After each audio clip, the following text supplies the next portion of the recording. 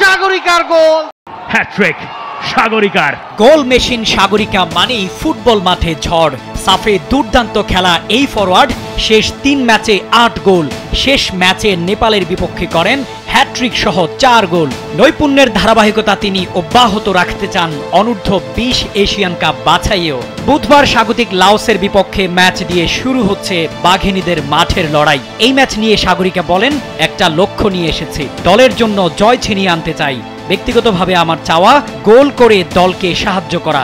সাগরিকা কি তার দেয়া কথা রাখতে পারবেন?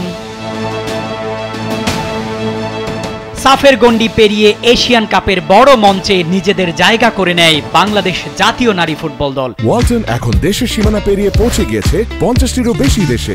ওয়ালটন, ঘরে ঘরে বিশ্বজুড়ে। সেই সফলতার শক্তিকে কাজে লাগিয়ে সাফের শ্রেষ্ঠত্ব অর্জন করে নারী অনূর্ধ্ব-20 ফুটবল দলও। সাফ চ্যাম্পিয়নশিপের সাফল্যের পর এবার নতুন লক্ষ্য বাংলাদেশের অনূর্ধ্ব-20 দলের মেয়েদের সামনে এশিয়ান কাপ ফুটবলের মূল পর্ব।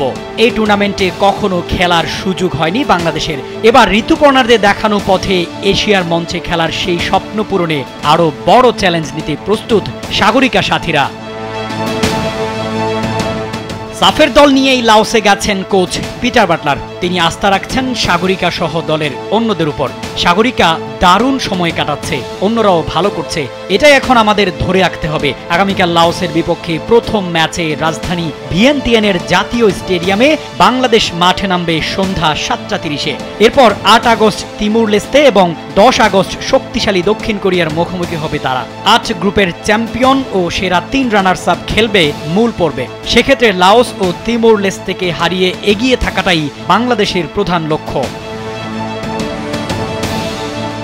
শামীম খান, কালবেলা।